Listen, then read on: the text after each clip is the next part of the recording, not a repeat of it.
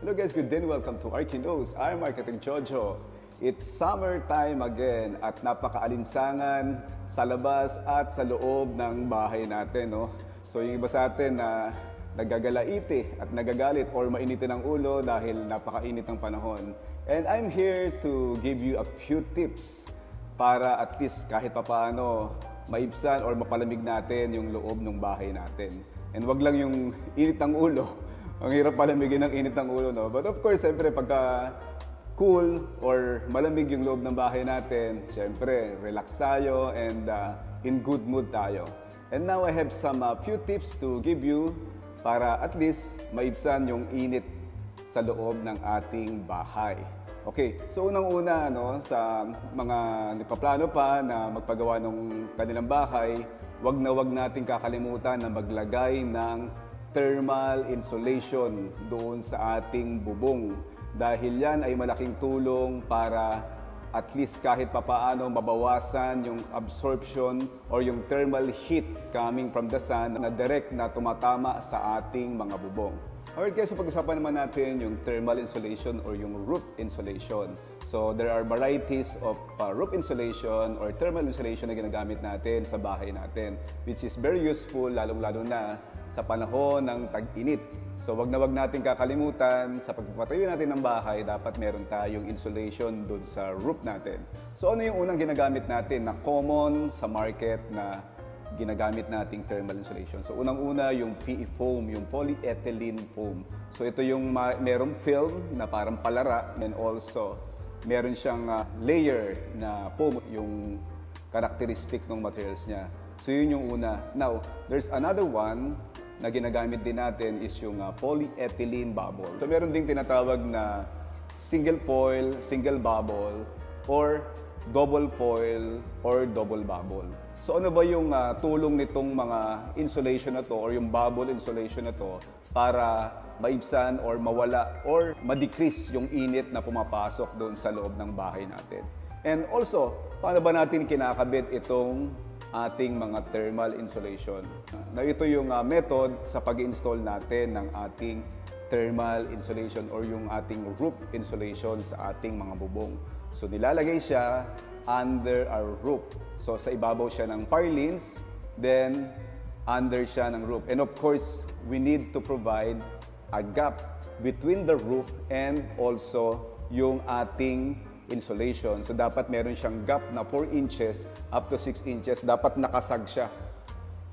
So bakit natin kailangan mag-provide ng space? This one is to avoid moisture. Kasi pag nakadikit siya dun sa bubong, yung insulation natin or yung thermal insulation natin, may possibility na magkaroon siya ng moisture at hindi siya maging effective na mag-absorb ng heat coming from the direct sunlight na galing dun sa bubong natin, no? So dapat meron siyang space provided o yung air gap na tinatawag sa pagitan ng ilalim ng bubong natin at doon sa ibabaw ng ating insulation. So malinaw yan, ha? So dapat nakasag siya. So para siyang wave na nilalagay natin doon sa ating bubong. So napakahalaga na dapat tama yung pagkakabit natin kasi kapag nagkamali tayo, magkakaproblema tayo at hindi magiging effective yung insulation natin. So dapat kailangan tama at maayos yung pagkaka-install natin ng ating thermal insulation. So unang-una, so kinakailangan dapat may air gap. So ano bang tulong ng ating roof insulation or yung tinatawag na thermal insulation? And of course, siyempre, it reduces heat gain from 75% to 90%. So yung init na dapat nasa loob ng bahay natin, so tinatrap ng ating thermal insulation yung init para hindi directly pumunta doon sa loob ng ating bahay. So coming from the heat from the sun na directly na tumama dun sa bubong natin, pagka nag-penetrate na siya yung init doon sa bubungan natin, matatrap na siya ng ating thermal insulation. So yung thermal insulation na yan is malaking tulong. And of course, kaya siya may gap, no? Unang-una to avoid moisture and also doon nakatrap lang yung init at maging effective yung insulation natin. Kaya meron tayong air gap na nilalagay doon sa ilalim ng bubong natin at sa ibabaw ng ating thermal insulation. And also, malaking tulong din yung ating thermal insulation para makatipid tayo doon sa kuryente natin. So, hindi tayo gamit ng aircon natin, na magkukonsumo tayo ng magkukonsumo dahil sobrang init ng loob ng bahay natin, dahil wala tayong thermal insulation. So, talagang tataas lalo yung kuryente natin kapag wala tayong thermal insulation na nilagay doon sa bahay natin. And also, based sa studies, by the use of thermal insulation may reduce solar radiation absorption by 60 to 80%. So malaking maititipid natin sa kuryente natin, lalong-lalo na when we use air conditioning unit sa ating bahay. And of course, siyempre, sa bahay natin, pag may aircon tayo, so mostly ginagamit natin siya. So we can maximize the use of the aircon, lalong-lalo na kung meron tayong thermal insulation o yung roof insulation na nailagay, dahil at least kahit papano, hindi mag-work overtime yung ating aircon dahil hindi na ganun kainit yung paligid, And it may reduce air conditioning unit energy, na kinokonsume natin, Now, ano ba yung binabanggit ko kanina na double foil, na double bubble, na thermal insulation? So, pakita ko sa inyo yung sample na meron ako na double foil, na double bubble, na thermal insulation. Yan. So this one, ito yung thermal insulation na what I mentioned earlier. So this one, ang specification niya is double foil, double bubble. So paano siya naging double foil, double bubble? So you can see on this side, ito yung foil niya, then another side, meron din siyang foil. Now here, ito naman yung bubble niya, So you can see the layer. Dalawa yung layer yung bubble niya na nakalagay dito sa materials na to. So here nakikita nyo, double foil, double bubble. So meron siyang polyethylene bubble na nakikita nyo, So yan, kita ba ng closer? So yan yung bubble na yan. So yung polyethylene bubbles na yan will act as a barrier to avoid condensation. So to avoid moisture doon sa ating roof o dun sa ilalim ng ating roof. And also, it traps heat na pumasok doon sa loob ng ating bahay. So itong double foil, double bubble na materials na to will help to reduce yung heat gain na nanggagaling doon sa init ng araw na pumapasok doon sa loob ng bahay natin. So napakahalaga na mag-choose tayo ng better materials para doon sa ating thermal insulation. So this one, I recommend itong double foil, double bubble na to para sa inyong thermal insulation or roof insulation. Ang specifications nito is R-value 19. So ano ba yung R-value? So pag-usapan naman natin yung R-value na yan. So ang ating thermal insulation, dapat meron siyang specifications, So meron tayong tinatawag na R-value, yung na-mention ko sa inyo kanina. So what is R-value? So this is the unit of thermal resistance ng isang insulation. So malalaman natin dito yung capability ng isang materials o thermal insulation when it comes dun sa insulation properties niya. So mostly ginagamit ko sa mga projects. So yung R-value 19. So the higher R-value is the higher thermal resistance na kaya niyang mag-trap ng heat coming from the direct sunlight na bumababa doon sa ilalim ng bubungan natin. This will cool our house dahil na-trap doon sa ilalim ng bubungan natin yung init na galing sa araw. Alright?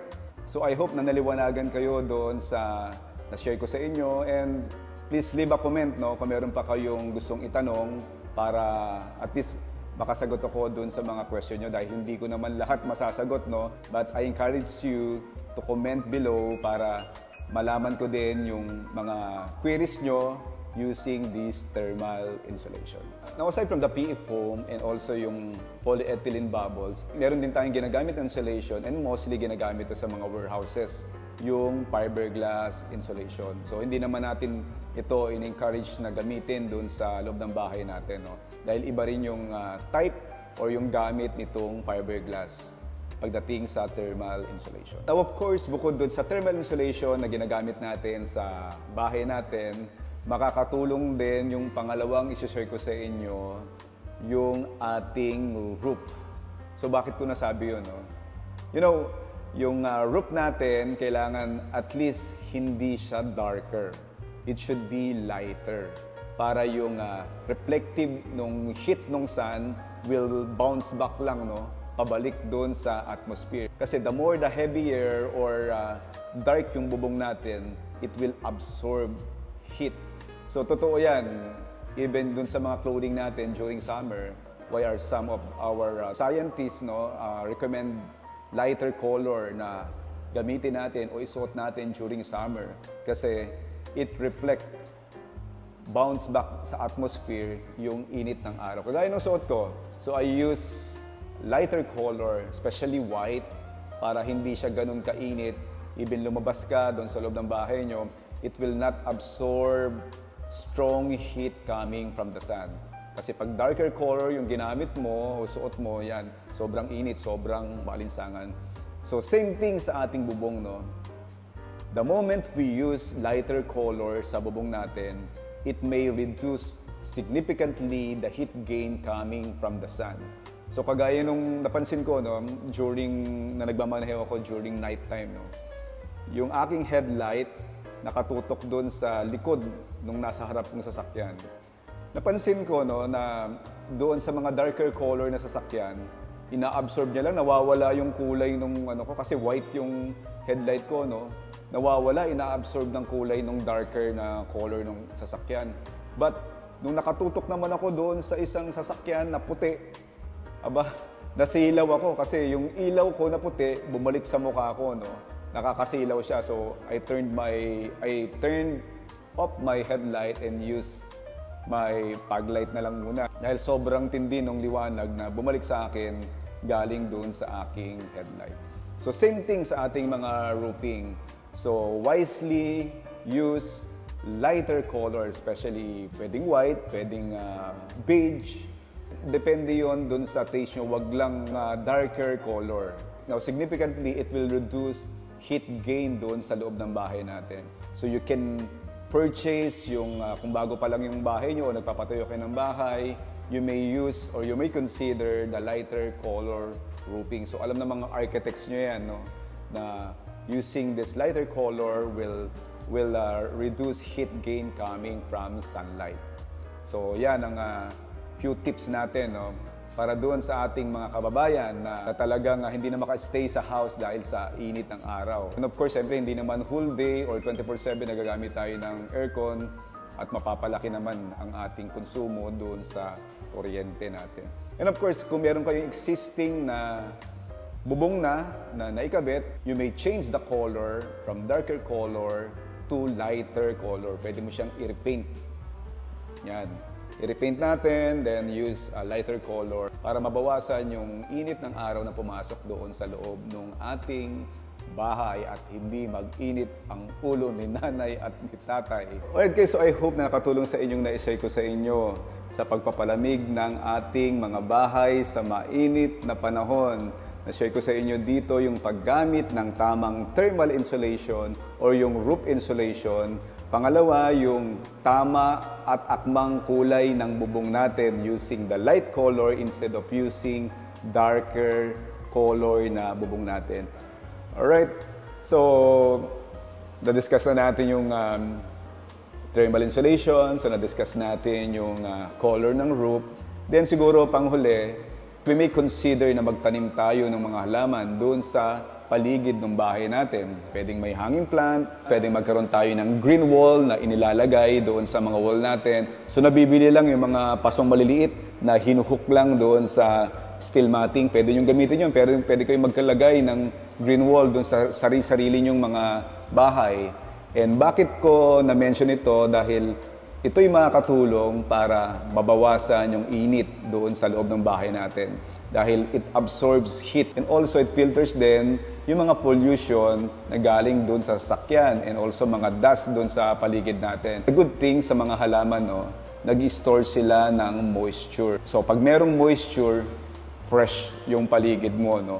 Hindi siya maalinsangan. And of course, when we see green doon sa paligid natin, nare-relax tayo and nare-refresh tayo, no? Alright guys, so I hope na nakatulong sa inyo itong na-share ko sa inyo sa pagpapalamig ng loob ng ating bahay sa mainit na panahon. So na-share ko sa inyo yung paggamit ng thermal insulation, yung pangalawa, yung paggamit ng light color na roof, and also yung pangatlo, yung pagtatanim ng mga halaman natin, lalo na introducing yung ating green wall, and also using or introducing yung ating mga hanging plants. And of course, kung mahilig kayo sa mga halaman, you may also put some plants doon sa loob ng bahay natin, no? Lalong-lalo na yung mga halaman na hindi na masyadong nangangailangan ng init ng araw, gaya nung snake plants. So, very advisable ito na maglagay kayo ng snake plants doon sa loob ng bahay nyo because it also produce oxygen, no? And helps also na ma-reduce yung heat gain sa loob ng bahay natin. Alright guys, so I hope na nagbigay sa inyo ng konting tulong itong na-share ko sa inyo sa mainit na panahon ito, sa maalinsangan na panahon nito, isang tip na para sa isang arkitekto na kagaya ko na ma-share at kagalakan kong ma-share itong mga paraan na to para mabawasan yung init sa loob ng ating mga bahay. Alright guys, so till then, I'm Architect Jojo, joyfully sharing with you what Arki knows. Thank you very much and God bless you all.